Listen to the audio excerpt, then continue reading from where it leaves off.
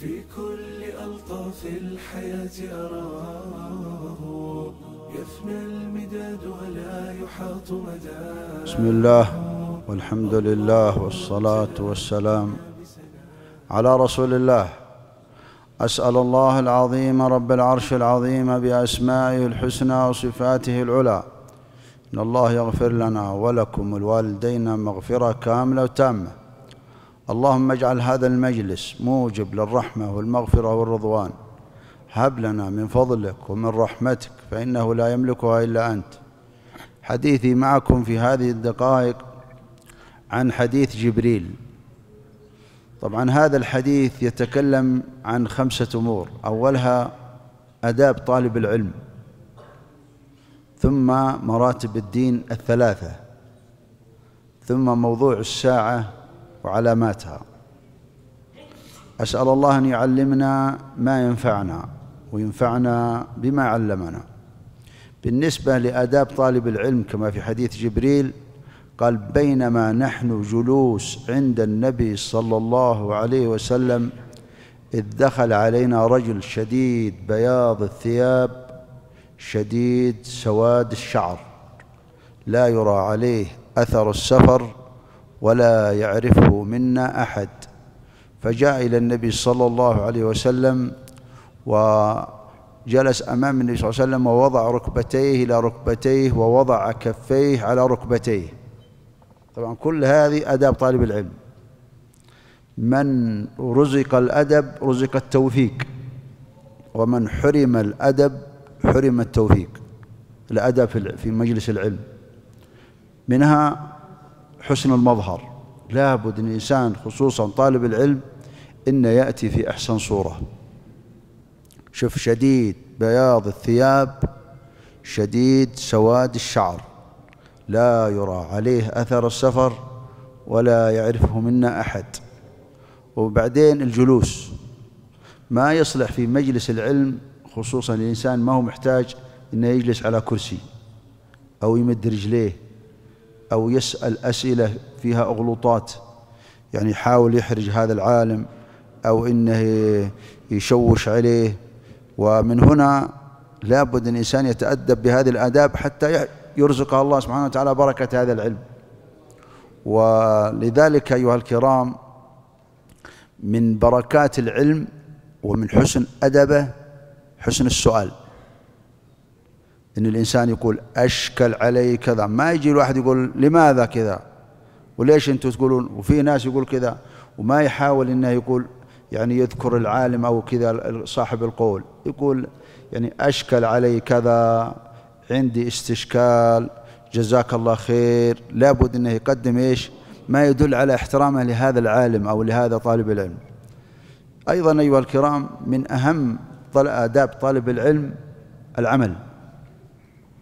يذكر أن هناك رجل أعمى كان يحضر في مجلس أحد العلماء، والعالم كان لما ألقى الدرس كان عن آداب قضاء الحاجة، وذكر أن الإنسان إذا جاء يقضي حاجته في مكان صلب إنه ينكث الأرض علشان ما يرجع الأذى على ملابسه.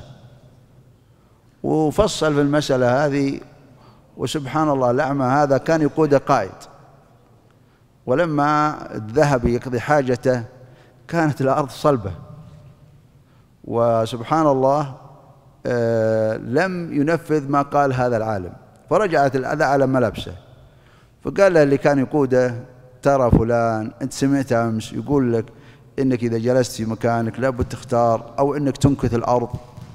فقال هذا الرجل قال: خلاص يكفينا هذا، إحنا نريد من اليوم أن نطبق ما كنا نتعلمه.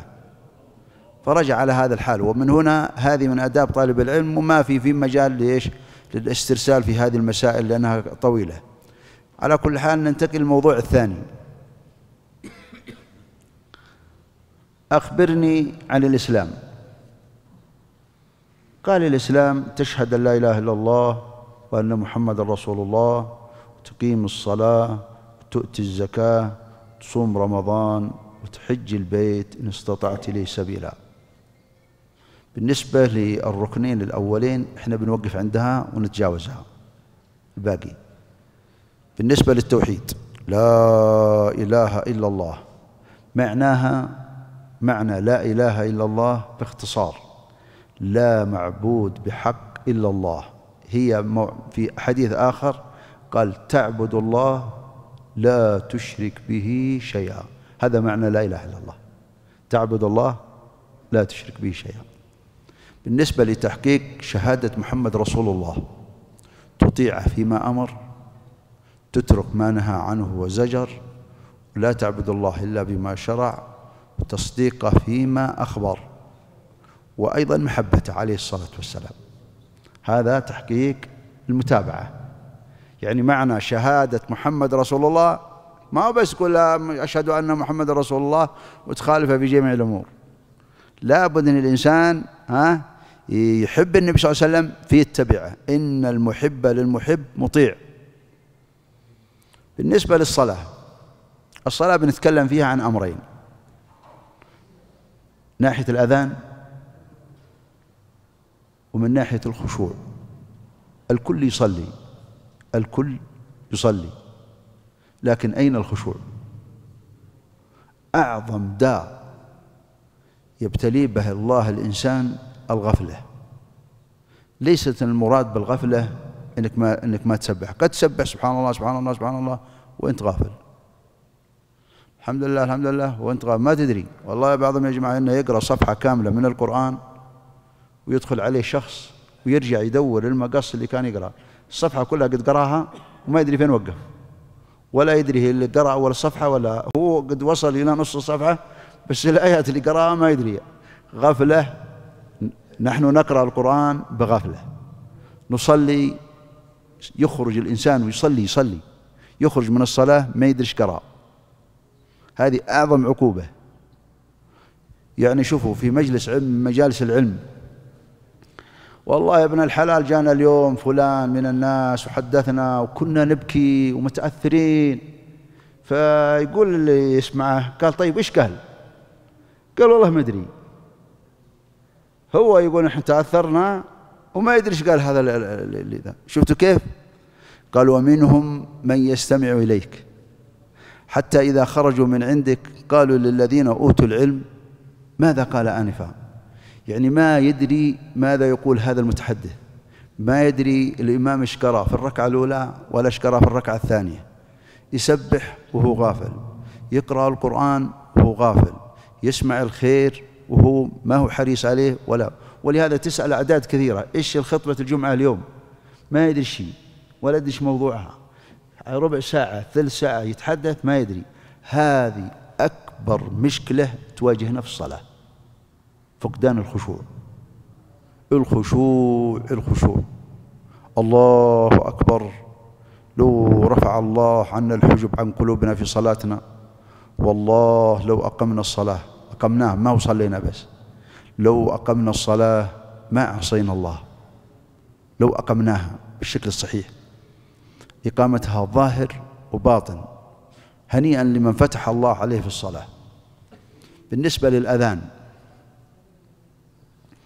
أما الأذان يا جماعة كان الرسول في صدر الإسلام ما يدري كيف يجمع الناس، كيف يجمعهم للصلاة، واستشار الصحابة في كيف يجمع الناس للصلاة. فرجل قال يا رسول الله نضع علم فوق المسجد وإذا رآه الناس يجوا يصلون. قال لا ما يصلح. طيب يا رسول الله قنع اليهود أو الشابور، يعني هو زي الملفوف كذا زي القرن يطلع صوت، كره عير، قال ما يصلح. فقالوا يا رسول الله الناقوس، ناقوس النصارى، يعني شوف اللي قد راح المدارس، شفت الجرس لما تخلص الحصة يضربوا لك جرس تشوفه يطن في المدرسة كلها. قالوا نستخدم الناقوس هذا. بعد كذا فالنبي صلى الله عليه وسلم يعني قبل على مضض، ما أعجبه، لكن ما في حل. فكأنهم في الأخير اتفقوا على هذا الحل الأخير في الأذان. شوفوا هذا الأذان نعمة يا أخوان، نعمة عظيمة. يقول عبد الله بن زيد راوي الحديث، يقول فرجعت إلى البيت وأنا مهموم، وأنا أهمني ما أهم الرسول.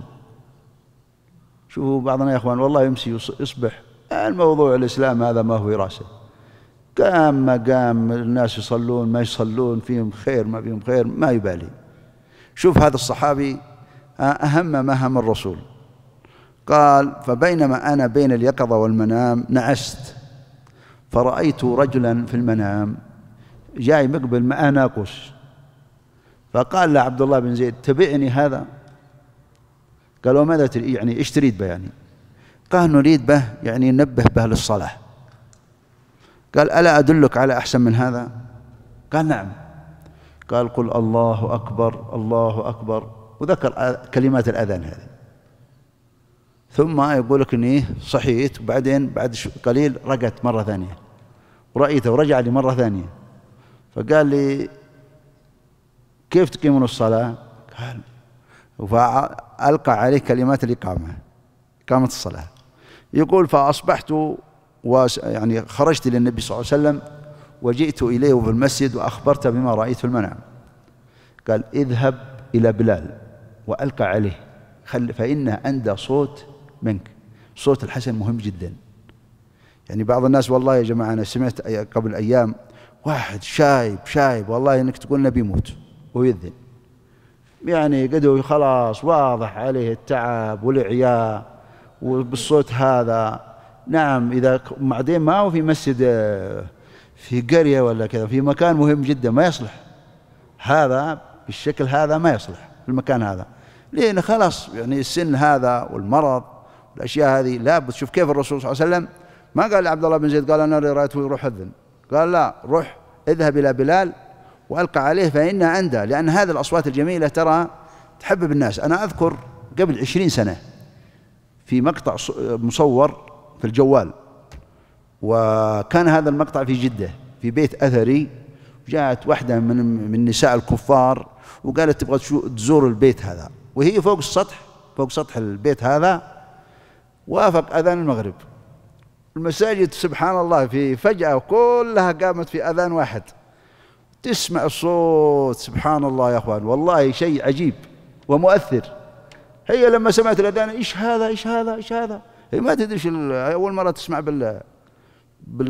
سبحان الله يا أخوان بهذا الشعار العظيم الإسلامي سلطان العظيم هذا الأذان. قالوا شرحوا لنا هذا الأذان، فأسلمت المرأة هذه، أسلمت مع هذه. سبحان الله يا أخوان، شفتوا الأذان هذا شعار عظيم. طبعا الشيخ أبو الحسن الندوي عليه رحمة الله له كتاب أركان الإسلام الأربعة، وكان يتكلم عن الأذان أن له سلطان روحي على الناس. كان الناس إذا سمعوا الأذان يقبلون إلى المسجد، جماعات وفرادى يقبلون على هذا الأذان. هذا الأذان ترى سبحان الله يا إخوان من شعائر الإسلام العظيمة، وترى يطرد الشياطين. ترى الشيطان إذا أذن المؤذن بالمكبر هذا ترى كان يفر من المدينة إلى فج الروحة، بين فج الروحة والمدينة أكثر من 50 كيلو، والشيطان هذا يفر عشان ما يسمع. ليش؟ لأن المؤذن هذا إذا أذن يشهد له كل شيء، واللي يردد مع المؤذن اللي يردد معه يكتب له مثل أجره. يعني الآن أنا ماني مؤذن وفاتني هذا الخير، أنت لما تردد مع المؤذن لك مثله من الأجر. وشوف كيف الإنسان جالس يسمع المؤذن يأذن ولا كأنه يعني. هذه سبحان الله يا أخوان فرص ذهبية في حياة الإنسان، اللي يسمع الأذان ويسمع هذا الشيء العظيم في حياة المسلم. أسأل الله أن يجعلنا يا أخوان من أهل الخير. شفتوا كيف الأذان نعمة عظيمة، شوف كيف كان في صدر الإسلام، ما كانوا يدرون كيف يجمعون الناس، وكيف شرع الله لنا هذه الشعيرة العظيمة في الصلاة. طبعا ما في مجال لإكمال الباقي علشان ننهي الموضوع. ننتقل للموضوع الثاني. قال: أخبرني عن الإيمان.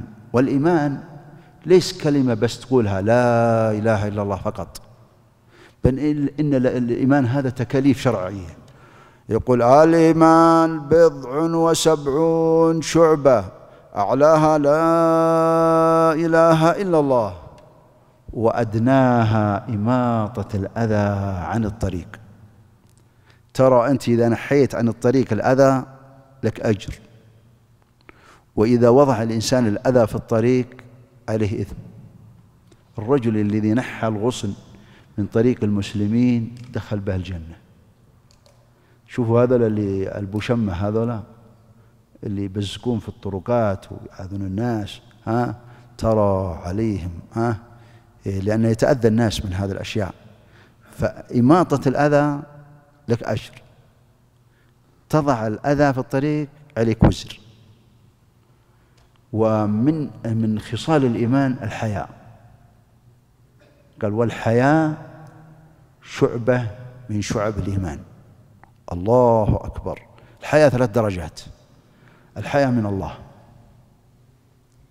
الحياء من الناس، الحياء حتى من النفس، نفسك أنت. عثمان كان أكرمكم، عثمان رضي الله عنه كان إيش؟ كان يغتسل وهو جالس من شدة حياءه، ما يغتسل واقف، يجلس من شدة حياءه رضي الله عنه. وإذا أراد الله يهلك إنسان نزع منه الحياء.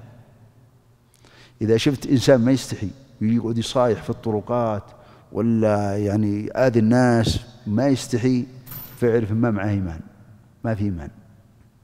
الإيمان هذا إذا وجد الخير.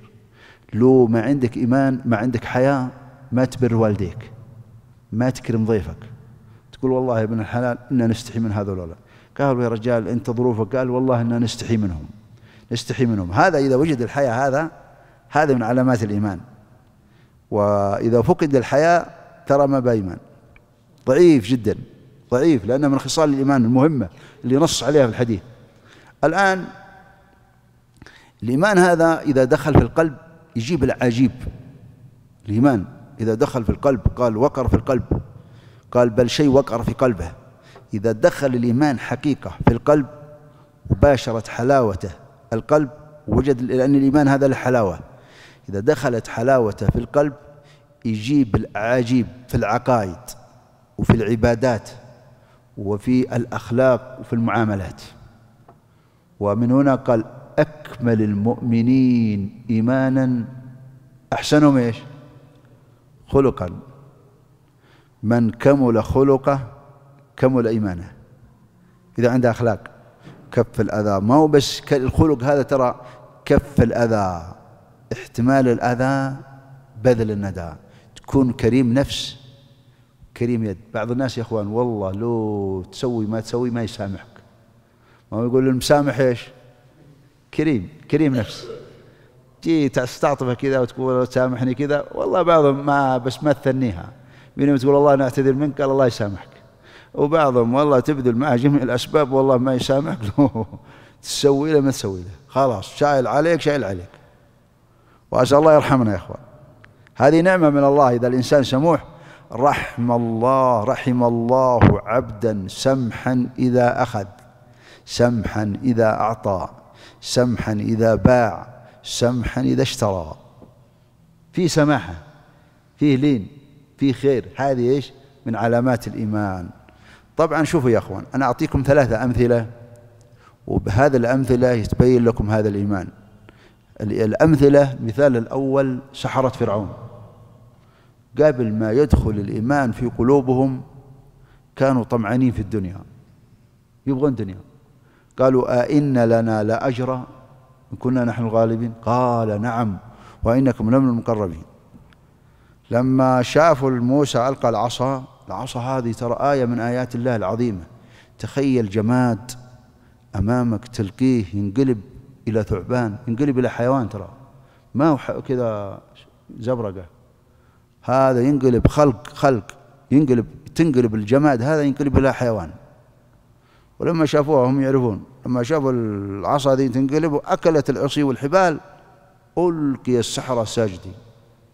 لما سجدوا رأوا الجنة والنار، شافوها في السجود. فلما دخل قالوا آمنا برب العالمين رب موسى وهارون. قال آمنتم لا قبل؟ قالوا اقضوا ما أنت قاض. ضحوا بأنفسهم وضحوا بكل شيء لما دخل الإيمان حقيقة. كان علي الطنطاوي الله يرحمه يقول اللهم ارزقنا إيمان مثل إيمان السحرة. إنه إذا دخل فعلا حقيقة، شوفوا يا جماعة، اقض ما أنت قاض، سوي اللي ما فيه، يحاول فيهم، قالوا اقض ما أنت قاض. لو دخل الإيمان، شوفوا يا جماعة، تراهم قتلوا كذا ما فيه، ما قالوا ربنا آمنا، ربنا أفرغ علينا صبرا، افرغ علينا صبر، دعوا الله سبحانه وتعالى ورزقهم الله الإيمان. هذه المرحلة الأولى. المرحلة الثانية صحابة نبينا. تخيل واحد يترك بيته، يترك ماله، ويترك كل شيء، وكما يقولون يترك مستقبله كله وحلاله وكل شيء، ويهاجر من مكة إلى المدينة للفقراء المهاجرين الذين أخرجوا من ديارهم وأموالهم يبتغون فضل من الله وإيش؟ ورضوان. هنيئا لهم. الله أكبر. ترى التضحية بالمال، بالبيت، بالمرأة، بالأولاد، ضحي كذا والله صعبة بكل ما تعنيه، ولا يعرفها إلا من إيش؟ من عضته. إنك لما تفارق يجيك الشيطان، تترك المرأة، تترك الولد. شوف الآن يا جماعة كيف الواحد مضيع الصلاة علشان يتغدى ولا يتعشى، ولا يضيع الصلاة، يضيع دين علشان عشوة ليلة ولا أشياء من أمور تافهة. أسأل الله يحقق الإيمان. امرأة فرعون عاشت في قصر، زوجة هذا الملك، وكان في بيته. لما دخل الإيمان هددوها ووضعوها في الرمضاء وعذبوها. قالت وهي تعذب أبت أنها ترجع، قالت ربي ابني لي عندك بيتا في الجنة. هذا الإيمان، هذا هو الإيمان. الله يرزقنا. ما هو بس الإيمان يعدد الإنسان، الإيمان تؤمن بالله وملائكته وكتبه ورسله واليوم الآخر وتؤمن بالقضاء. نعم هي مطلوبة، لكن تراها إذا دخل الإيمان حقيقة في قلبك ترى تجيب الأعاجيب في العقائد، في العبادات، في الأخلاق. والله إني سمعت واحد من الفضلاء يقول إن به رجل، وهو ثقة، قال إن به رجل يشلونه إلى المسجد، قالوا يوضعونه في الصف وما يستطيع يدخل المسجد إلا إذا حملوه. قال بس يوضعونه في الصف ويقرأ لك سورتين كبيرتين، سورة البقرة وآل عمران والسورة الثالثة اللي بعدها النساء، يقرأها وهو واقف. قال بمجرد ما ينتهي من الصلاة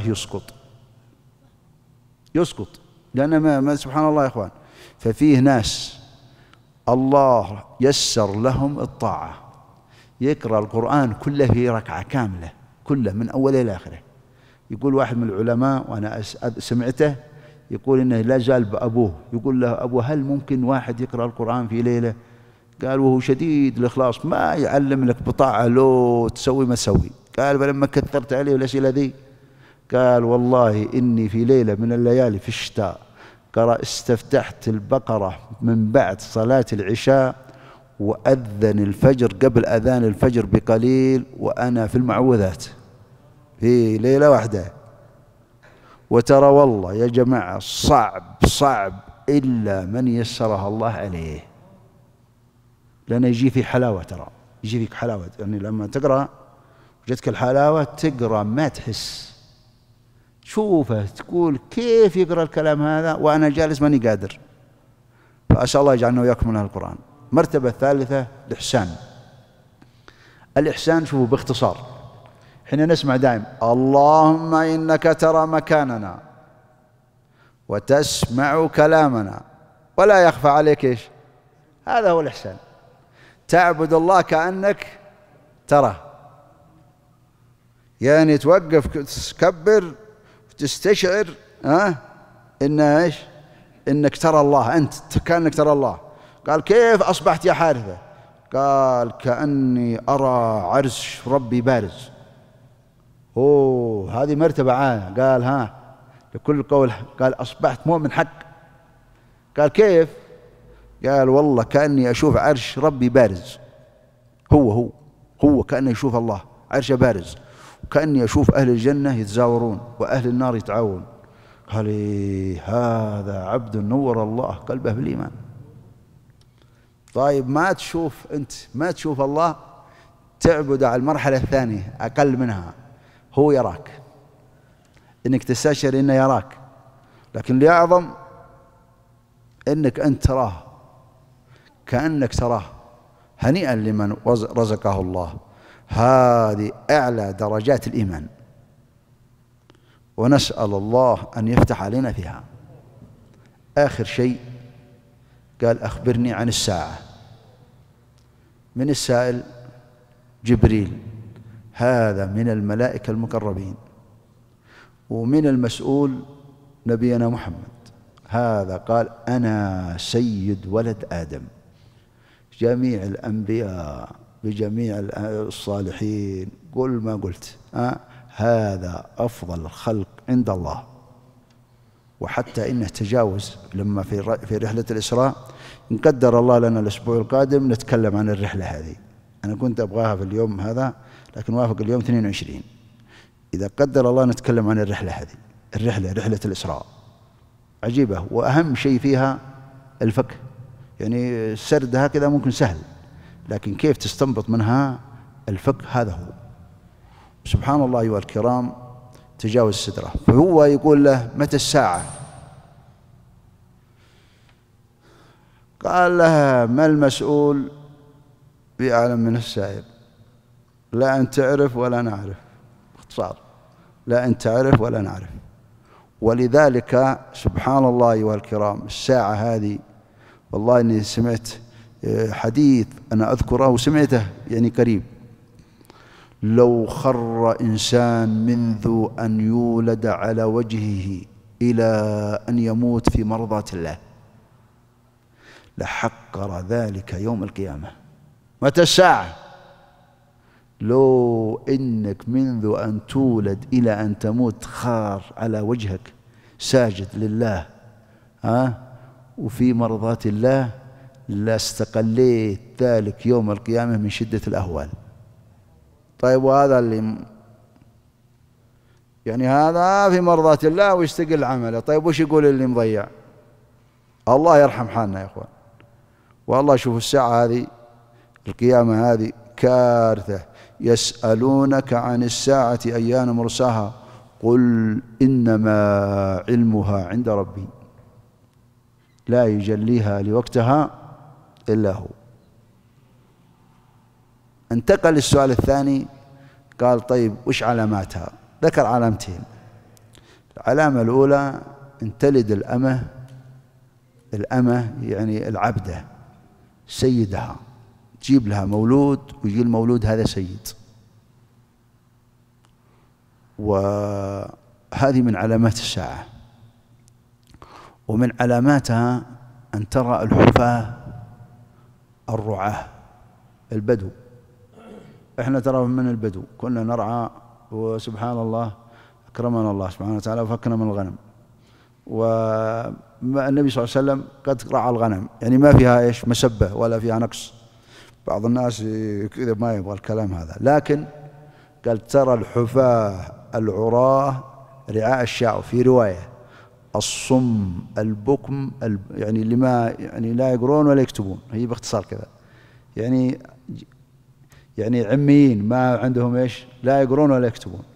والأولين والله كانوا يدخلون على القبيلة كاملة يدورون واحد يقرأ يحصلون أحد يقرأ. فسبحان الله يا إخوان، في حديث قال فتنة عمياء صماء بكماء. شفت كيف وصفها؟ فتنة يعني لا يسمعون الحق ولا يرونه ولا تبصره، لا عقولهم وقلوبهم ولا أسماعهم ولا أبصارهم. طيب وإذا كان الإنسان ما يبصر الحق فلا تسأل عن هلاكه. فتية عمياء صماء بكماء، ترى كارثة، لأن ما عاد يشوفون الحق. جميع الحواس التي يعني يكتسب بها الإنسان العلم مغلقة، كلها مغلقة. قال والله أخرجكم من بطون أمهاتكم لا تعلمون شيئا وجعل لكم السمع والأبصار والإيش والأفئدة العقول. هذه وسائل العلم الثلاثة، تسمع تبصر تعقل. إذا كلها مغلقة كيف تشوف؟ فتنة عمياء صماء بكماء. على كل حال قال إن هذولا في آخر الزمان الصم البكم أو الرعاء الحفاة يتطاولون في البنيان، يركبون سيارات آخر إيش مدير. تعال تشوف. وسبحان الله يا أخوان، يعني هذه البلاد المباركة فيها خير كثير حقيقة، ما نقولها مجاملة. لما تدخل المساجد تشوف حلقات القرآن، تشوف المساجد مليانة بمصلين، تشوف الأخيار في كل مكان. والله سافر ناس إلى دول ورجعوا، هم يقولون ترى ناس عاديين، ترى يقولون قال والله شفنا بدع، شفنا ضلالات، شفنا أشياء. لما رجعنا وشفنا ما عندنا من الخير، أول ما دخلنا هذه البلاد سجدنا لله. ما تسمع بدع، ما تشوف ضلالات، تشوف المساجد مليانة حلقات القرآن. أنا رحت مرة جدة وكنت ساكن فيها وشفت الحلقات فيها، شيء عجيب. حلقات القرآن الخير كثير، الحجاب، النساء، يعني تدخل مدينة فيها 10 مليون قد تحصل فيها 2000 3 4، يعني عندهم بعض المعاصي، لكن السواد الأعظم كلهم أخيار متمسكين النساء بالحجاب، والناس على القرآن، على الخير، على الصلاة. أسأل الله يثبتنا جميعا، الله يديم علينا وعلى هذه البلاد وعلى بلاد المسلمين جميعا الأمن والأمان ورغد العيش والخير، ثبتنا على هذا الدين حتى نلقى الله وهو راض عنا. أسأل الله يثبتنا جميعا. في الختام، طبعا هذا الرجل شديد سواد الشعر، لا يرى عليه أثر السفر ولا يعرفه منا أحد. قال تدرون من هذا؟ قالوا لا ما ندري. قال هذا جبريل أتاكم يعلمكم أمر دينكم. ترى أنا اختصرت في الحديث هذا أشياء كثيرة جدا وعلقت تعليقات موجزة، وهذا الحديث من أعظم أحاديث الإسلام، راويه عمر بن الخطاب. وهذا الأسئلة اللي سمعتموها هي موجهة من جبريل، واللي أجاب عليها نبينا محمد عليه الصلاة والسلام.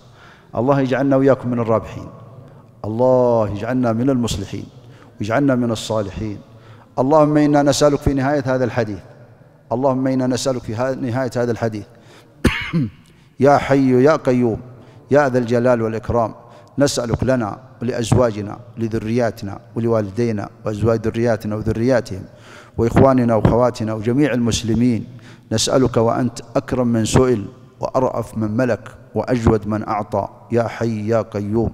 نسألك أن تبارك لنا في بقية شهر رجب، اللهم بارك لنا في شعبان، اللهم بلغنا رمضان وبارك لنا فيه، اللهم بلغنا إياها بعفوك وعفاتك، اللهم بلغنا إياها والمسلمين جميعا بعفوك وعفاتك. اللهم إنا نسألك أن تكتب لنا فيها أوفر الحظ ونصيب من كل بر ورحمة وخير وعافية وستر وإحسان. اللهم اصرف عنا فيها من الأذى ومن البلاء ومن الشر ومن الفتن ومن المحن فوق ما نخاف ونحذر. اللهم إنا نسألك يا ذا الجلال والإكرام أن تحبب لنا وإياهم وجميع المسلمين الإيمان، وتزين في قلوبنا، وتكره لنا الكفر والفسوق والعصيان، وتجعلنا من الراشدين فضلا منك ونعمة. صلى الله وسلم وبارك على نبينا محمد.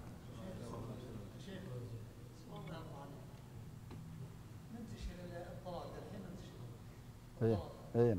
الحلف لا حلف بالله ولا طلق، هذا يدل بالعقيده او يدل بالعقيده، يعني انها طلق طاعه الله، اول حلف عليها ما اعطاه.